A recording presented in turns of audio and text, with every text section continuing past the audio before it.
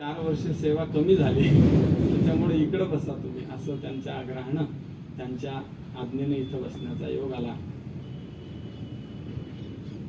एकंदरीत ज्ञानेश्वरी हा ग्रंथ ज्ञानोबा ज्या वेळेला लिहितात त्या लिहिण्याच्या मागे केवळ एकच एक उद्देश कायम दिसतो, तो ज्ञानेश्वरीमध्ये ठिकठिकाणी प्रगट होतो आणि त्या उद्देशाला आपल्याला डावलता येत नाही। प्रत्येक ठिकाणी ज्ञानोबारांचा उद्देश तो दिसतो। खेचराच्याही मना आणि सात्विकाचा पान्हा, श्रवणा सवे सुमना समाधी जोडे ज्ञानोबा बोलतात की नाही, किंवा अपिचेत सुदराचार आहे की नाही, तो आधी जरी दुराचारी तरी सर्वोत्तमची अवधारी। ज्ञानोबारांची ही भाषा आहे, ही जरी भगवंताच्या मुखात वाक्य असलं तरी सुद्धा ज्ञानोबारांचीच भाषा आहे। कारण की पहा, गीता हा असा ग्रंथ आहे की तो फक्त 3च वर्णांनी ऐकावा, श्रवण करावा असा जर वेदाचा आग्रह असेल आणि जर इथं जर अपिचेत सुदराचार असतील किंवा स्त्री वैश्य असता शूद्र असते ती यांती परांगतीम असे भगवंताचे वचन आहेत, याचा अर्थ असा झाला की ज्ञानोबारायांचा कल पाहून भगवंत बोललेले आहे। ज्ञानेश्वर महाराज जर म्हणत असतील की हा सर्वांच्या ठिकाणी समभाव किंवा यारे यारे लहान थोर ह्या सर्व वचनांनी आपल्याला एकच लक्षात येईल की संतांचा जर सर्वांना एकत्र करण्याचा, सर्वांना मोक्षापर्यंत नेण्याचा आग्रह असेल तर मात्र गीताही वेगळं बोलणार नाही, भगवंतही वेगळं बोलणार नाही, कारण की ज्ञानोबारायांचाच हा विशेष आहे। आणि मग ज्ञानोबाराय या ग्रंथाला सुरुवात करतात ती नमनापासून सुरुवात करतात। ओम नमोजी आद्या वगैरे नमन करतात। नमनामध्ये आता आपलं सर्व बहुश्रुत आहेत की नाही, आशीर्वादात्मक मंगल आहे, वस्तु निर्देश रूप मंगल आहे, नामस्मरण काय नामरूप मंगल आहे की नाही, नमस्कार रूप मंगल आहे। त्या वस्तु निर्देश रूपामध्ये सुद्धा 2 प्रकार पाहायला मिळतात, सगुणाचं वर्णन करणारा आणि निर्गुणाचं वर्णन करणारा मंगल वेगळा आहे। इथं ज्ञानोबारायांनी आत्मरूप गणेशो आहे की नाही, देव काय ओम नमोजी आद्या वेद प्रतिपाद्या हे सगुण रूपाचं वर्णन केलेलं आहे। आणि ओंकार हा निर्गुणाकडे दर्शवणारा, पण निर्गुणाला कोणत्या रूपाने सांगावं म्हणून ते नामरूप नुसतं नाव ठेवलेला अशा पद्धतीनं मंगल केलेलं आहे। वाङ्मय मूर्ती साकारत असताना गणेशाचं वर्णन केलेलं आहे, सरस्वतीचं वर्णन केलं आणि त्याच्यानंतर मात्र ज्ञानोबाराय गुरुचं वर्णन करतात की जसं डोळ्याला अंजन भेटावं आणि मग या भूमीमध्ये असणारा जो काही द्रव्याचा साठा आहे, सुवर्ण आहे, जे काही संपत्ती आहे ती सहज प्रकाराने दिसावी त्या पद्धतीनं गुरुजीची कृपा झाली। काय झालं, महाराज म्हणतात या गुरूंची कृपा अशी झाली की मला माझं आत्मस्वरूप प्राप्त झालं, म्हणून तुम्ही सुद्धा काय करा, म्हणून जाणते नो गुरु भजीचे, म्हणून शब्द ज्ञानोबाराय घालतात। तसं खरं म्हणजे ज्ञानेश्वरी हा ग्रंथ प्रकरण ग्रंथ आहे, गीता हा ग्रंथ प्रकरण ग्रंथ आहे, काही स्फुट ग्रंथ आहेत, काही प्रकरण ग्रंथ आहेत। स्फुट ग्रंथामध्ये गाथा हा स्फुट ग्रंथात येतो, गाथ्याचा संबंध लावता येत नाही आपल्याला। काय संबंध लावसान गाथ्याचा? गाथ्याचा 2च लोक संबंध लावू शकतात संबंध जगामध्ये, एक भगवंत आणि एक तुकाराम महाराज, ह्याच्याशिवाय तिसऱ्याला कोणाला गाथा कळणार नाही। उगा आपण कडेकडेने फिरावं, गुरुवर चैतन्य महाराज सांगत असतात, आपण उगाच कडेकडेने फिरावं, समुद्राची खोली ती समुद्रालाच माहिती काय की नाही। तद्वत गाथा हा स्फुट ग्रंथात आहे, गुरुवर शेखर महाराज फार सुंदर सांगतात, गाथा स्फुट ग्रंथात आहे। आणि स्फुट ग्रंथाचा विशेष हा आहे की परस्पर विरोधी धर्माचे प्रकरण येत राहतात, कायम परस्पर, एका अभंगाचा दुसऱ्या अभंगाशी संबंध नाही। जन्मासी येऊनी पहारे पंढरी म्हणणारे तुकाराम महाराज म्हणतात की आता तुम्ही पंढरीला जाऊ नका, तेथे जाऊ नका कोणी, महाराज बोलतात की नाही, म्हणतात महाराज म्हणून। किंवा तुकाराम महाराजांचे फार सुंदर अभंग आहेत, नाटामध्ये सुद्धा असंच प्रमाण आलेलं आहे। शरीर दुःखाचे कोठार म्हणतात आणि शरीर उत्तम चांगले म्हणतात आहे की नाही। एकाच अभंगामध्ये परस्पर एक चरण दुसऱ्या चरणाशी विरोधाभास आहे, याला स्फुट ग्रंथ म्हणता येईल। तसं एका चरणाचा दुसऱ्या चरणाचा संबंध परस्पर विरोध आहे असं नाही, एकाच अभंगामध्ये पूर्वार्ध आणि उत्तरार्ध विरोधाभास आहे। रिद्धी सिद्धी दासी कामधेनु घरी परी नाही, भाकरी भक्षावया लोडे बालिस्ते पलंग सुपती परी नाही, लंगोटी नेसावया पुसाल तरी आम्हा वैकुंठीचा वास परी नाही, राह्यास ठाव कोठे तुका म्हणे आम्ही राजे त्रैलोक्याचे परी नाही, कोणाचे उणे पुरे। सांगा काय अर्थ करावा, रिद्धी सिद्धी आहे हो, काय तुमच्या घरी कशी संपत्ती आहे, किती संपत्ती आहे महाराज? महाराज म्हणतात अरे संपत्ती काय विचारतो, प्रत्यक्ष रिद्धी सिद्धी आहे, पण काय करावं म्हणे? रिद्धी सिद्धी दासी कामधेनू घरी, परी नाही भाकरी भक्षावया. लोळे बालिस्ते फार सुंदर सुंदर पलंग गाद्या वगैरे अशा गालीचे वगैरे सर्व आहे, पण काय करावं म्हणे? लंगोटीला सुद्धा कापड नाही. तुकाराम महाराजांची भाषा आहे की नाही? किंवा असुनिया नसे नसुनिया असे, अशा प्रकारे आहे नाही नाही आहे, याला स्फुट ग्रंथ म्हणता येईल. पण ज्ञानेश्वरी हा ग्रंथ असा आहे की एका ओवीचा दुसऱ्या ओवीशी संबंध आपल्याला लावता येतो, आहे का नाही? म्हणून या शब्दासाठी चाललंय. म्हणून म्हणजे काय? अगोदर काहीतरी क्रिया घडून गेलेली आहे, या अगोदरच्या ओव्यांचा अगोदरच्या क्रियेचा संबंध या ओवीशी लावायचा आहे. तशी गीता सुद्धा प्रकरण ग्रंथामध्ये येते. धर्मक्षेत्रे म्हणत असताना यत्र योगेश्वर कृष्ण यत्र पार्थो धनुर्धर हे म्हणता येतं आपल्याला, त्याला स्फुट प्रकरण ग्रंथ म्हणतात. प्रकरण ग्रंथाचा विशेष हा आहे की एकामेकाचा संबंध आपल्याला लावता येतो. पण कधी कधी ज्ञानोबाराय असे बोलतात, गुरुदेव मारुती बाबांनी फार सुंदर अर्थ सांगितलेला आहे, असे बोलतात की त्या ग्रंथाचा त्या ओवीचा संबंध नसतो, बोलणं वेगळं असतं. जसं विषमभुंक्ष्व, एका शेजाऱ्याची भानगड झाली एकाची, आणि शेजाऱ्याची भानगड झाली. वृत्ती प्रभाकरात फार सुंदर दृष्टांत आलेला आहे. शेजाऱ्याची भानगड झाली आणि ते नेमकंच त्याच्या घरी काहीतरी उत्सव होता आणि मोठी पंगत झाली. ते शेजारीचं पंगत बघून ते शेजाऱ्याचं दुसरे याचं जे भानगड झालेली आहे त्याचा मुलगा ते म्हणला, वडिलांना म्हणला, मी म्हणला आता आहे ना या बुवाच्या घरी जातो, म्हणला रामभाऊच्या घरी जातो. ते बाबाचा शब्द आहे, रामभाऊ जास्त बाबांना प्रिय आहे, मारुती बाबा काय रामभाऊ म्हणत असतात. रामभाऊच्या घरी जातो. अरे ते वडील म्हणले त्याला की अरे म्हणले, अरे त्याचं आपलं 8 पिढ्याचं भानगड आहे म्हणले, त्याच्या घरी अजिबात जाऊ नको.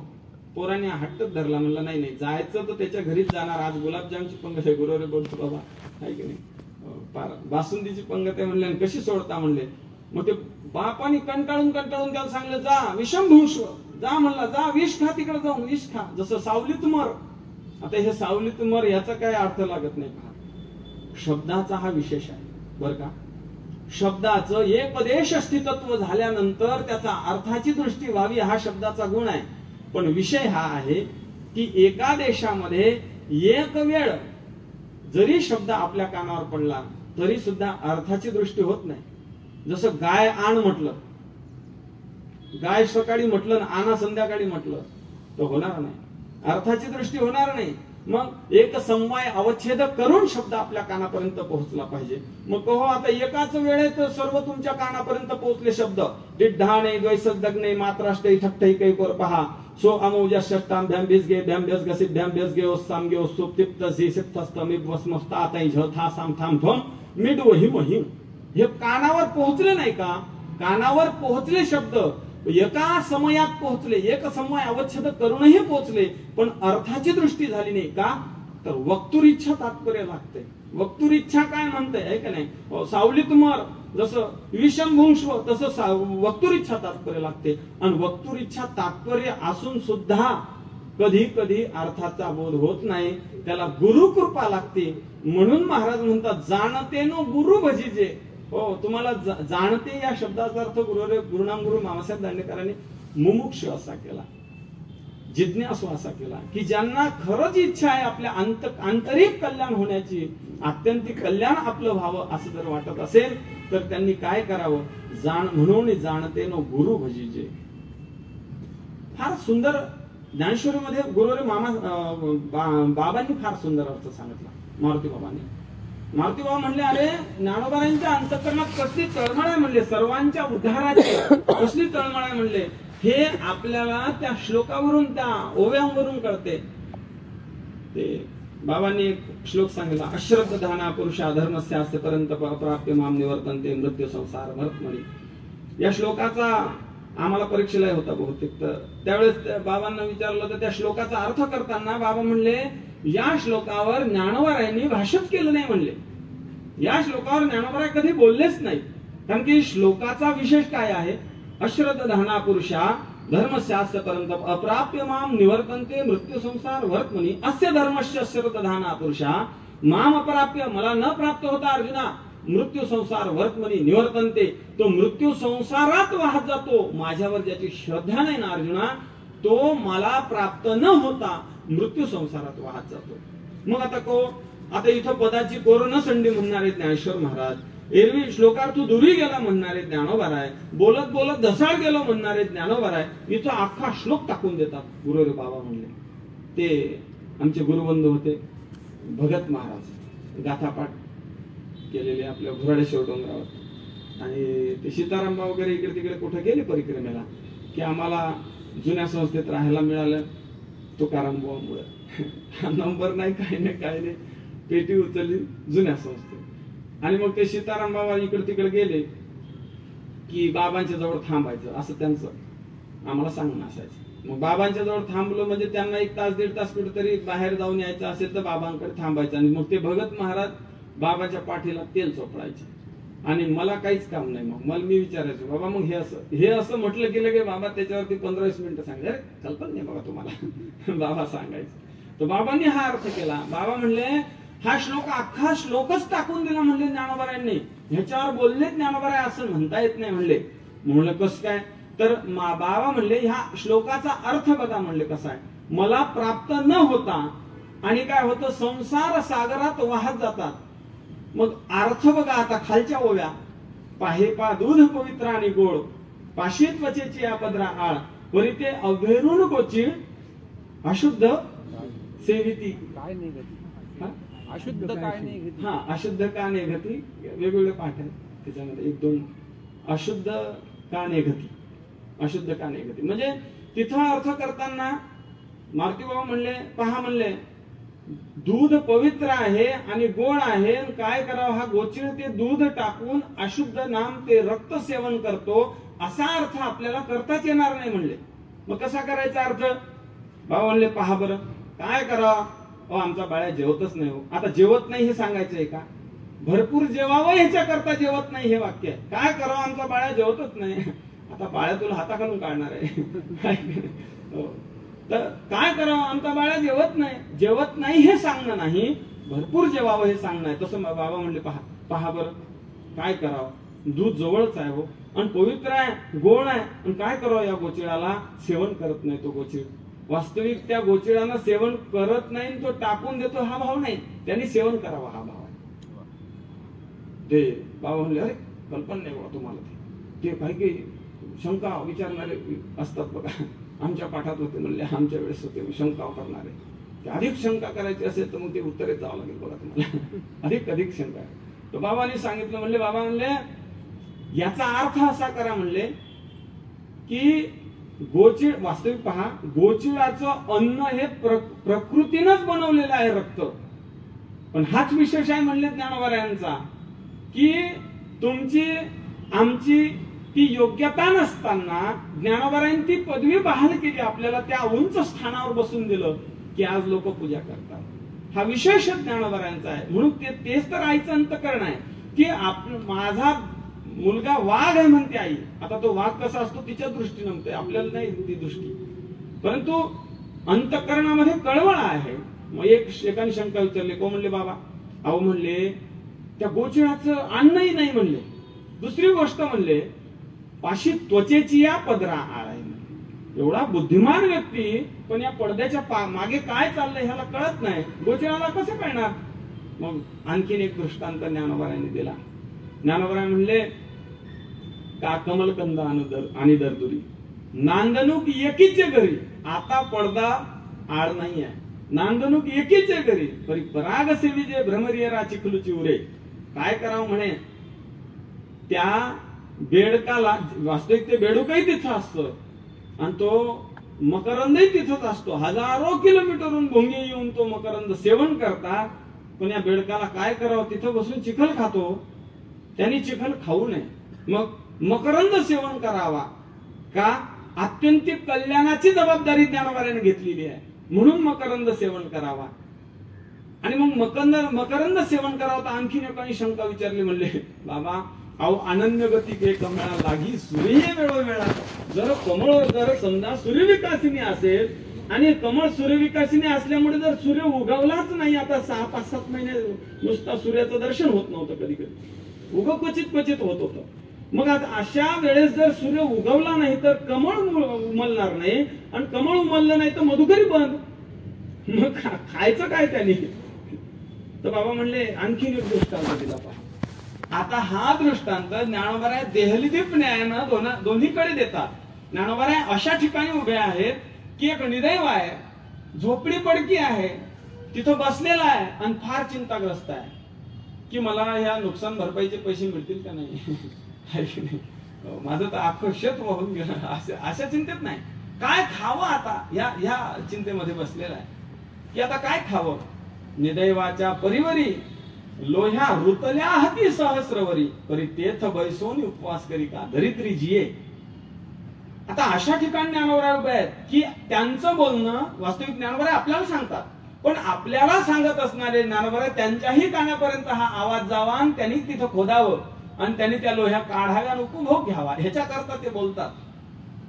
आणखी एखाद्याने शंका विचारली. म्हणले हो, म्हणले बाबा, अहो म्हणले काळा नळाची पुंडी घातली लोणियाची उंडी, माशी पाख पाखडी तव हे सरे हे विपाय आगी पळे तरी भस्म होणी उडे झाले श्वानावर पळे तरी ते विष्टा या चुके दोही काजा होय तरी होय पूर्वीचा पुंजा हा परिणाम कपी ध्वजा कश्मल. अशा पद्धतीनं तिथं बोललेलं आहे. या देहाचा क्षणभंगूर सांगितलेला आहे की नाही. क्षणभंगूर नाही भरवसा, वारे सावध तोडा माया आशा, काही न चले मग गळा पडेल फासा, पुढे हुशार थोर आहे ओसागा. हे असं किंवा अल्पायुष्य मानवी देह शतगणले ते अर्धरात्र खाय, मध्ये बालत्व पीडा रोग क्षय, काय भजनाशी उरले ते पाहे का. हे कसं म्हणता येईल बरं आपल्याला, आहे की नाही. अहो एवढा क्षणभंगूर आहे. ग्रासगिरी सत्ता नाही हाती तुकाराम महाराज बोलतात. क्षणभंगूर हे जाय न कळता ग्रासगिरी सत्ता नाही हाती असं बोलतात. आणि तुम्ही म्हणता ते सोनं उकरावं, त्यांनी मग ते आता भाव वाढलेला आहे म्हणून त्यांनी त्या सोनाराच्या दुकानात न्यावं, मग त्यांनी कसोटीवर घासावं, नंतर त्यांनी ते मोडावं, त्याचे पैशामध्ये ट्रान्सफर करून आणावं, ते चलन ट्रान्सफर करून मग इकडं काय त्याचा उपयोग भोग वगैरे घ्यावा. एवढ्या करतात. त्याच्याकडे आयुष्य कुठं आहे. बालपण गेलेले नव्हता, तारुण्य विषय होता, वृद्धपणी. अहो इथं संस्थेत येऊन मोबाईल त्रास देतो आम्हाला. तर एवढं सात्विक वातावरण असून जर आम्हाला ह्याचा बाधा या मायेची होती तर मात्र तुम्ही त्याला भोगात रममाण करताय. मग एक दृष्टांत आता टोकाचा दिला.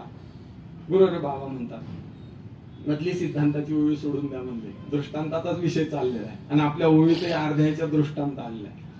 म्हणून महाराज म्हणले बहुमृगजळ देखोनी डोळा.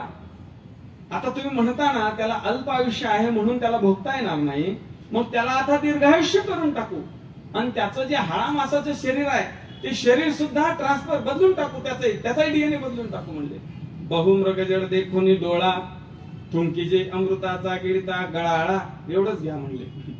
कारण की मेडिकल जर घरचं असलं तर अख्ख्या जर डबीतली एक एक एक एक गोळी घेतली तर ते औषध नाही, मरावं लागेल, है का नाही. मेडिकल घरचं आहे म्हणून सर्वच डब्यातली एक एक एक गोळी घेता नाही त्याला. तर त्यांनी सांगितलं, बाबांनी सांगितलं, बाबा म्हणले याचा अन्वय करा आता. बहुमृगजळ डोळा देखोनी अमृताचा गिळता गळाळा न थुंकीजे. तिथं नचा अध्याहार करा म्हणले. कारण प्राकृत उपयोगी कल्पना अध्याहार हा. एखादी विशेष वाक्य सांगायचं असेल आणि तिथं तो शब्द नसेल तर मात्र तिथं त्या शब्दाची योजना करून अर्थाची पूर्णता करावी असा शास्त्राचा दंड काय, ऐक नाही. पाणी घेऊन ये म्हटल्याबरोबर तो गडू काय म्हणतात तुम्ही आपल्याकडे त्याला, गडू लोटा काय असेल तांब्या वगैरे ते सर्वच घेऊन येतो तो. त्याच्या ते खालचं ते पात्र वगैरे ते सर्व घेऊन येतो. तसा त्याचा अध्याहार होतो. तद्वत इथंही असा अध्याहार करा म्हणले. काय करा. बहुमृगजळ डोळा देखोनी अमृताचा गिळता गळाळा न थुंकीजे. आता त्यानं तो घोट थुंकू नये. जो अमृताचा घोट गिळतो तो मृगजळ पाहून थुंकू नये. मग काय होईल, त्याची दिव्य पुंज काया होईल, त्याचे सामान्य शरीर राहणार नाही. तरीही त्यांनी ते भोगावं. का तर त्याच्याबद्दलचा कळवळा ज्ञानोबा व्यक्त करतात. या श्लोकावर कुठे बोललेच नाहीत बाबा म्हणले. फारच अपूर्व. काय बाबांची आम्हाला असं वाटायचं एकदा इथं म्हणजे संस्थेत बसण्याच्या अगोदर बाबांचं कीर्तन चाललं घाटावर आणि काही श्रद्धा नाही, पॅन्ट शर्टवर फिरायचो, कॉलेजमध्ये जायचो आणि बाबांचं कीर्तन चाललं. म्हटलं काय, म्हटलं हाताला धरून आणलंय म्हाताऱ्या माणसाला, काय ऐकतील आता हे लोक. अख्खे सर्व विद्यार्थी चौकडून बसलेले, महिमाच कळत नव्हता. पण बाबांनी ज्या ज्या वेळेला पॅन्ट शर्टवर बाबांकडे दर्शनाला गेलो त्या वेळेला बाबा म्हणायचे, महाराज या बसा म्हणले. किती दिवस आहे आळंदीत आणखी. 3रं वर्ष झालं मला. 3 वर्ष मी संस्थेत शिकत होतो. 3ऱ्या वर्षात ज्यावेळेस बाबांकडे जायचो अधून मधून दर्शन तर व्हायचं. जुन्या संस्थेत राहिला असल्यामुळे. तर बाबांना असं वाटलं की यांचं सर्वच झालेलं आहे आता. बाबा म्हणायचे किती दिवस मुक्काम आहे गोवा मग आणखी. चेहराच तसा होता. गुरुवर्य बोधे बाबांच्या आश्रमात राहिला होतो आणि माझ्याकडे एकच हे होतं, ताट धुण्याची सेवा होती. आणि त्यावेळेस सर्व पंक्ती हे 3 मजल्या पंक्ती बसायच्या, महाराजांना माहिती आहे. आणि ते ताट असायचे त्या तिथं पायऱ्यांच्या जवळ तिथे. मी मग मला ताट धुवायचे म्हणून पहिल्या पंक्तीला बसा असं मला हे होतं, तेवढी परवानगी होती. आणि मग पहिल्या पंक्तीला बसून मी बसायचो. ताट बिट संचय होईपर्यंत भरपूर ताट गोळा झाली, एक खट्टी धुवून टाकू आपण. बाबा यायचे विचारायचे, बुवा जेवण करून घ्या. म्हणलं बाबा चेहरा तसा आहे आता, नेमकीच बासुंदी खाऊन उठलो पण आता चेहरा तसा आहे, काय करावं.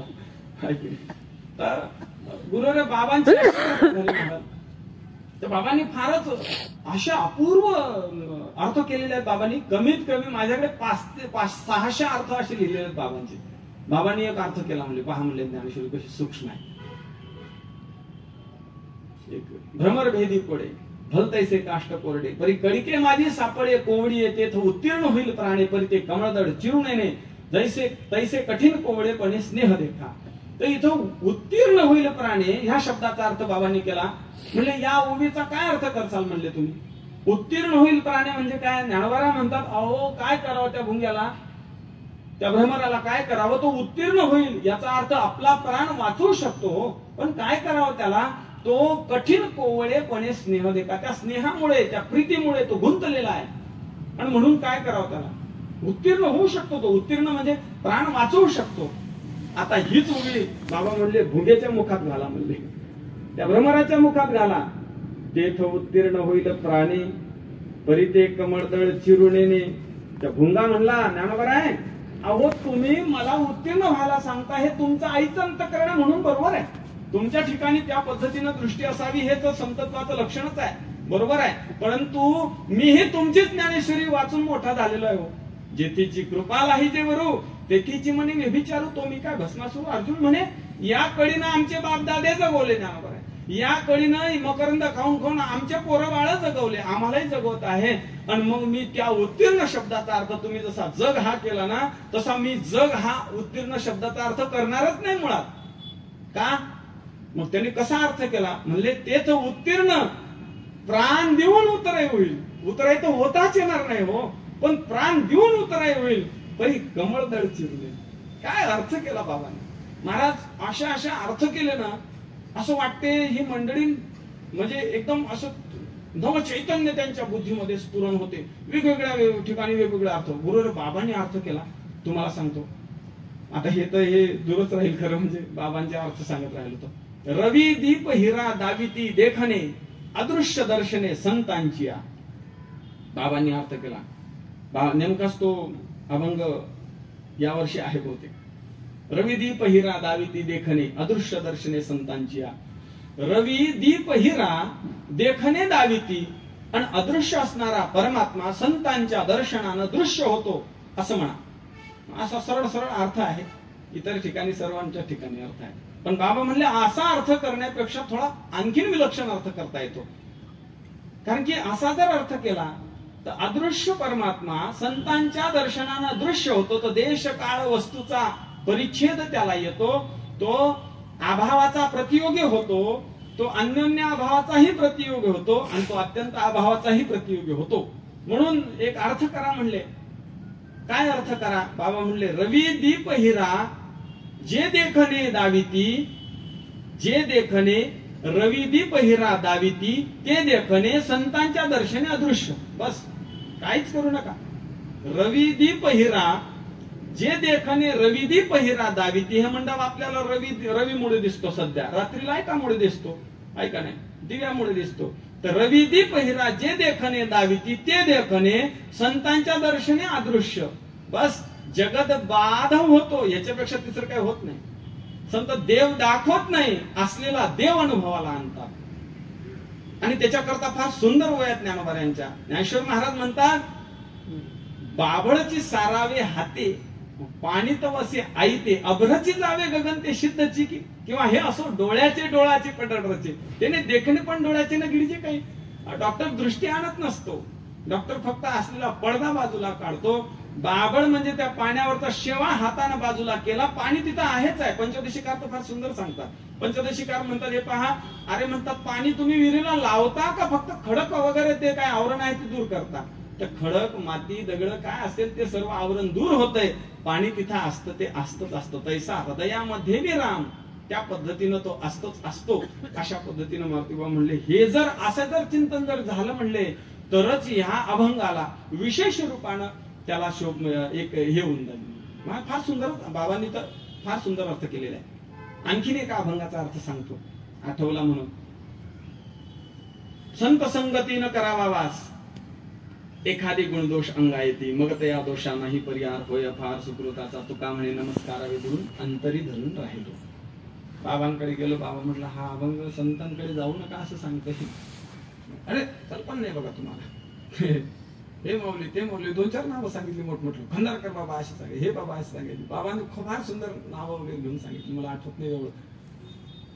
बाबा म्हणले, संत संगतीनं करावा वास, एखादे गुणदोष अंगा येती. संतांच्या सहवासात राहू नका बाबा. का? एखादे गुणदोष आपल्या अंगाला लागतील आणि मग काय होईल?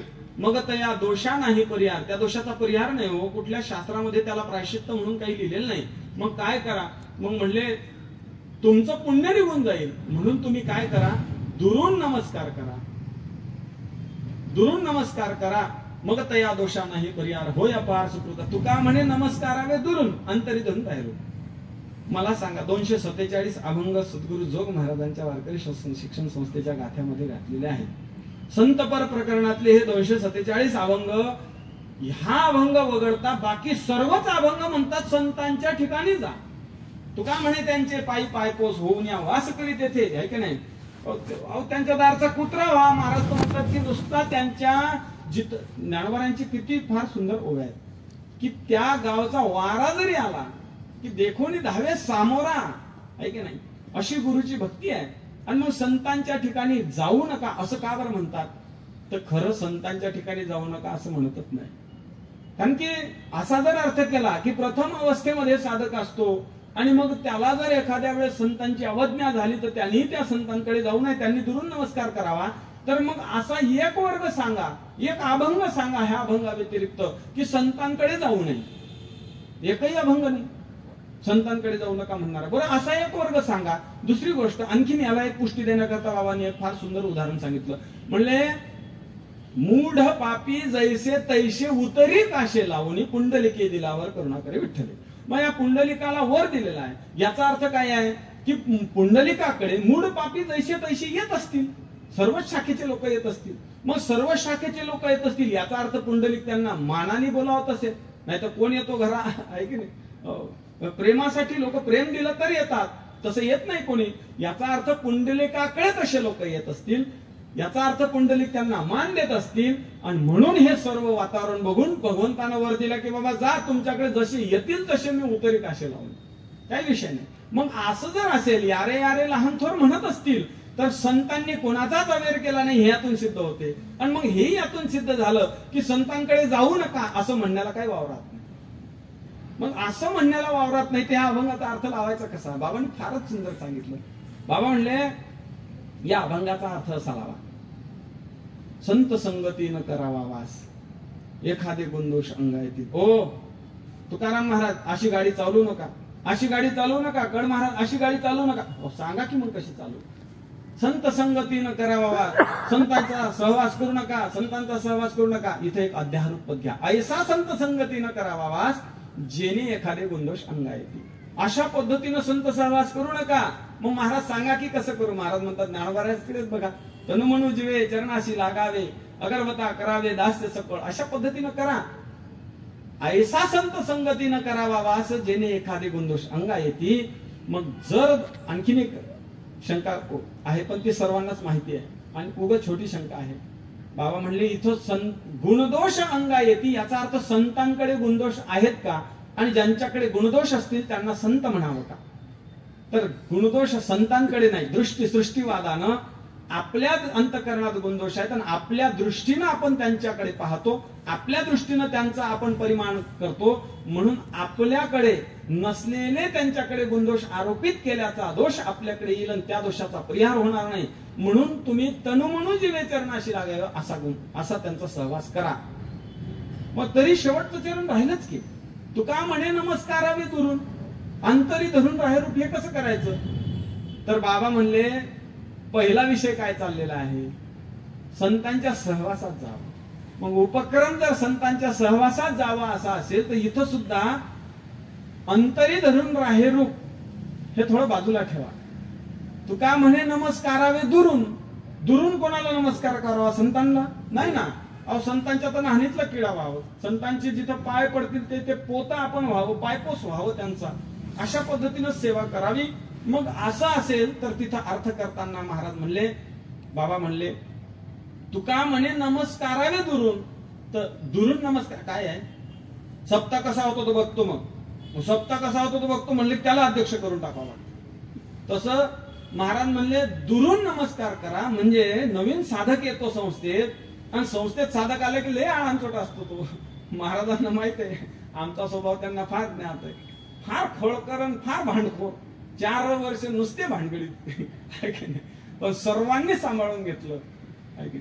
तर महाराज म्हणले हे पहा म्हणले तुका म्हणे नमस्कारावे दुरून. अंतःकरणात दोष आहेत ना, कारण की दोषानेच आपण त्यांच्याकडे बघतो आणि म्हणून अंतःकरणातले दोष बाजूला ठेवा. काम क्रोध लोभ असे पुढे ठेवा आणि त्यांना दंडवत घाला. दुर्जनम प्रथमम वंदे. हो हे पहा काम क्रोध हो. अरे मी आता आहे ना संस्थेत 4 वर्ष बसत आहे बरं का. दुर्बुद्धी येऊ देऊ नका बाबा. हो मला 4 वर्ष व्यवस्थित पद्धतीने मला अध्ययन व्हावं, गुरूंची सेवा घडावी, संस्थेच्या नियमात मला पूर्ण आयुष्यभर जगता यावं, अशा कृपेनं तुम्ही आता तरी मला त्रास देऊ नका. आणि म्हणून त्यांना नमस्कार करा. तुका म्हणे नमस्कारावे धरून काम क्रोधाधिकाला आणि अंतरी धरून राहेरूप संतांचे. मग व्यवस्थित अर्थ लागतो. तरी सुद्धा त्यांनी संतांच्या सहवासात जावं. असे अनेक अर्थ आहेत. म्हणून महाराज म्हणतात अशा गुरूंच्या सानिध्यात जावं आणि अशा गुरूंना म्हणून जाणतेनो गुरु भजिजे. गुरूंचं भजन करावं, नाम गुरूंचं अंतःकरणामध्ये ध्यान करावं. ऐकले भजन करा. भजिजे भजिजे म्हणजे काय? तर काया वाचा मनानं असं भजन करा. त्यांच्या वचनावर विश्वास ठेवणं हेच भजन आहे. त्यांच्या आचरणानुसार आपलं आचरण होण्याचा प्रयत्न करणं हेच काय आहे? भजन आहे. त्यांच्या सांगितलेल्या कृतीवर, त्यांच्या सांगितलेल्या अनुष्ठानावरती विश्वास ठेवणं हेच आपलं भजन आहे. म्हणून महाराज म्हणतात म्हणून जाणते न गुरु भजिजे. काय होईल महाराज त्याने? महाराज म्हणतात बाबा त्याने कृतकार्य होईल. कृतकार्य कृतम कृत्यम प्रापणीयम. जे करण्याकरता आलो ते केलं. यम लब्धा चा परम लाभम मन्यते नाधिकम ततः यस्मिन् स्थितो दुःखेन गुरुना अपि विचारलेते. आहे का नाही? काय दिलं नाही महाराज गुरुनं. नाही का नाही? आपण आळंदीत येण्याच्या अगोदर जी स्थिती आपली होती, काय स्थिती होती आपली? काही स्थिती नव्हती. भरकटलेलं जीवन नुसतं. वावटडीत एखादा केर कचरा उडावा आणि तो कुठेतरी इतरत्र पळावा, या पद्धतीचं जीवन. पण गुरु दाविलिया वाटा. आहे का नाही? येऊन विवेक तीर्थ तटा धोवून मळकटा बुद्धीचा तेने. या गुरुजीने काय केलं आमचं? तर आमचा सर्व काय आहे? आमच्या पाठामध्ये एक असा थोडा त्याची बुद्धी खाली असलेला एक विद्यार्थी होता. ते नाव सर्वांना ज्ञात आहे आता. तर ते म्हणले किती म्हणले या विचारसागरवाल्यांनी म्हणले किती अन्याय केला म्हणले गुरुवरती. ज्या गुरुमुळे ब्रह्मज्ञान होत आहे तो 3रा तरंग म्हणले किती छोटा आहे म्हणले. गुरु मारुती बाबांकडे घेऊन गेले हे सर्व केस. मारुती बाबा फार जशा पद्धतीचा विद्यार्थी आला तसं बोलणार बाबा. आणि मग म्हणले काय करायचं? मग काही नाही म्हणले मला तरंग वाढवायचा आहे. मग तुम्ही असं करा शास्त्री बाबांकडे. आता शास्त्री बाबाचा स्वभाव सर्वांना हो तुम्हीच का? हो तुम्हीच. ते म्हणले हे पहा असं करा म्हणले. आता हे निश्चलदासजी तर काय स्वतः छापून देणार नाही. तुमची तर गुरुवर फार निष्ठा आहे. ते 3रा तरंग वाढवायचा तुम्ही तर प्रकल्प हाती घेतलेलाच आहे. तर एक काम करा म्हणले तुम्ही स्वतः लिहा आणि मग आपण ते संस्थेच्या त्या विचारसागरामध्ये चिटकून घेऊ म्हणले. पानं पानं पानं पानं चिटकून घेऊ. विनोदानं बाबा म्हणायचे. महाराज म्हणतात कृतकार्य होईजे. कृतकार्य होईजे कृतम कृत्यम. आहे का नाही? गुरु काय देतात ह्याच्यापेक्षा गुरु काय देत नाहीत हे म्हणणं सोपं आहे. हे अन्वयानं व्यतिरेकानं सांगणं सोपं आहे. अन्वयानं सांगताच येत नाही. ज्ञानेश्वरीत काय आहे, अहो काय नाही ज्ञानेश्वरी. तसं व्यतिरेकानं सांगणं सोपं आहे. गुरु काय देत नाहीत सांगा, आहे का नाही. कृतम कृत्यम, कशा करता जीवन भेटलं महाराज, भजना करता जीवन भेटलं. देवे दिला देह भजना गोमटा, तो या झाला फाटा बाधिकेचा. हे गुरुजींनी लावलेली सवय आहे, संस्कार आहेत. गुरुरे बोधेबाबांनी किती अनाथ लोक सनात केलेले आहेत. बाबांच्या सानिध्यात तर एवढे साधक आलेले आहे, चातुर्मासात इकडे तिकडे असे एकदम जीव लावायचे. बाबा ओळख नाही, कधी बाबांनी नाव गाव कधी विचारलंच नाही की कुठल्या गावचं आहे कुठलं काय आहे. बस आलं ना ते तिथं जागा आहे बघ, तिथं जा, त्या कोपऱ्यात राहा, त्या कोपऱ्यात राहा. महाराजांना चांगला अनुभव आहे त्यांचा. मी बाबांच्या सानिध्यात फार काही राहता आलं नाही, पण जेवढ्या जेवढ्या वेळा राहिलो तेवढ्या तेवढ्या बाबांनी फक्त एकच विचारलं, जेवण झालं का आणि अभ्यास झाला का, पाठांतर काय करतो का, एवढं विचारायचे बाबा. गुरुदेव बाबांची ही कृपा आहे. म्हणून महाराज म्हणतात, म्हणून जाणते नो गुरु भजिजे, तेने कृत कार्य होईजे. जैसे मूळ सिंचने सहजे शाखा पल्लव संतोषती. मूळ सिंचने, मुळाला पाणी घातलं आपोआपच वृक्ष वाढत जातो. म्हणून महाराज म्हणतात, मूळ सिंचने सहजे शाखा पल्लव संतोषती. ज्ञानेश्वरीच्या अंगानं अनेक दृष्टांत आहेत. गुरुदेव घुले बाबा सांगायचे, म्हणजे पूर्वीचे सर्व गुरुबंधू, ज्येष्ठ गुरुबंधू सांगतात की ज्ञानेश्वरीमध्ये 4500 दृष्टांत आहेत म्हणे. म्हणजे जेवढ्या अर्ध्या ओव्या आहेत, तर जेवढ्या ओव्या आहेत त्यातल्या अर्ध्या ओव्या ह्या दृष्टांत आहेत. याचा अर्थ सोपं सोपं सोपं सोपं करून एक एक एक एक दृष्टांत देऊन, जैसे डोळ्या अंजन भेटे तेवढी दृष्टीशी फाटा फुटे, वास पाहते तर प्रकटे महानिधी. अशा पद्धतीने डोळ्याला अंजन भेटलं, आणि डोळ्याला अंजन भेटल्यावर एकतर तो सदैव आणि पायाळा, वरी दिव्यांजन लिहिले डोळा आहे, सदैव आहे पायाळा आहे, आणि त्याला अंजन भेटलं, मग काय, मग त्याला तशा पद्धतीनं महाराज म्हणतात, माझ्यावरती गुरुची कृपा झाली. त्या गुरुजींनी मला माझी आत्मवस्तू दाखवली. म्हणून ऐक नाही, हरपले आपण ते पावे, ते या संता ते पाहता दिवसावे, म्हणून वानावे ऐकावे तेची सदा. ऐक नाही, विश्व स्वप्नाचा हा धांदा भोगीत होता प्रबुद्ध अनादि जो, काना वचनाची भेटी सरसाची पैकिरीटी वस्तू होऊन ओठी कौन एकूजो. अशा पद्धतीनं गुरु आपल्याला आपलं आत्मस्वरूप प्रदान करतात, आपल्या आत्मस्वरूपाची ओळख करून देतात. आणि म्हणून महाराज म्हणतात, म्हणून जाणते नो गुरु भजिजे. काय गुरुचे उपकार आहेत. ज्ञानोबारायांनी तर अमानित्व मध्ये भेटतो किती सुंदर व्याख्यान केलेलं आहे ज्ञानेश्वर महाराजांनी. तसं व्याख्यान गुरुबद्दल एवढी श्रद्धा कुठं कोणत्या ग्रंथात दिसत नाही. इतकं सुंदर सुंदर व्याख्यान केलेलं आहे. मला तेवढं ते पाठ नाही. ज्ञानोबारायांनी फार सुंदर, मी वाचून आलो, पण आता तास 2 तासात ते काही शक्य नाही. मला थोडं ज्ञानेश्वरीचा तेवढा अभ्यास, फार संस्थेत असतानाही तेवढे फक्त परीक्षेला जेवढे अध्याय होते तेवढेच पाठ, त्याच्यापेक्षा व्यतिरिक्त काही फार अभ्यास झाला नाही. परंतु जोग महाराजांनी जशी बुद्धी दिली तशा पद्धतीने या ओवीचा अर्थ करण्याचा प्रयत्न केला. महाराज म्हणतात, म्हणून काय करावं, जाणते नो गुरु भजिजे, तेने कृतकार्य होईजे. याचा अर्थ असा झाला की आपण कृतकार्य नाही. हे म्हणूनच की काय ज्ञानेश्वर महाराज म्हणतात, म्हणून जाणते नो गुरु भजिजे. जो साधक आपल्या आत्मस्वरूपाच्या प्राप्तीकरता निघालेला आहे, ध्येय वेडा होऊन निघालेला आहे, त्यांनी एकच करावं, गुरुच्या वचनावर श्रद्धा ठेवावी, गुरुच्या वचनावरती विश्वास ठेवावा आणि त्या पद्धतीनं आचरण करावं. गुरुदेव भास्कर बाबा कायम सांगतात, वा आधी शिकीजे आणि मग विसरीजे. ऐक नाही, ब्रह्मचारी धर्म घोकावी अक्षरे, आश्रम विचार षडकर्मी, वानप्रस्थ तरी संयोगी वियोग, संन्यास तो त्याग संकल्पाचा, परमहंस तरी जाणे, सहज वर्म ते याती धर्म कुळ नाही. ऐक नाही, म्हणजे इथं तुकाराम महाराजांनी त्या त्या धर्माला, त्या त्या आश्रमाला विशिष्ट ते कर्म त्यांनी सांगितलेलं आहे. गुरुवर्य काय सांगतात दुसरं, ऐक नाही. मग गाथापाठ करा. ते आमच्या गावचे लोक आले होते आणि ते म्हणले, आता महाराज म्हणले आपली एका तिथं स्थानावर बसतील, तिकडे आमच्या गावचे लोक आले, मोठ्या मौलीच्या बोधेबाबाच्या पुढे सांगायला लागले. बोधेबाबांनी एवढे बोलले, बोधेबाबा अरे म्हणले तुला काही कळते का म्हणले, तिकडे काय असते म्हणले त्या स्थानाला, गाथा पटकर म्हणले. बाबांनी गाथा हाती दिला आणि मोठ्या मौलीने शपथच घेतली. म्हणले, हे बा घोराळे बा, म्हणले तुमचं वय हो का काय हो? आता मी लय वयाने आलो होतो ना इकडे, 27व्या वर्ष संस्थेत आलो आणि 31व्या वर्षापर्यंत संस्था संपली. नंतर मग पुढं बाकीचा अभ्यास झाला. तर माऊली म्हणले हे पहा म्हणले मरायच्या अगोदर एकदा गाथापाठ करून जा. म्हणजे माऊलीला विश्वासच नव्हता हे करतील का काय करतील. परंतु म्हणजे अशी हे गुरूंची कृपा आहे. कॉलेजचा विद्यार्थी भानगड्या विद्यार्थी नुसता, पण काय गुरुची कृपा झाली की इकडं आला या याच्यामध्ये. नाही तर मी 2 वर्ष अगोदर महाराज आळंदीत राहिला होतो.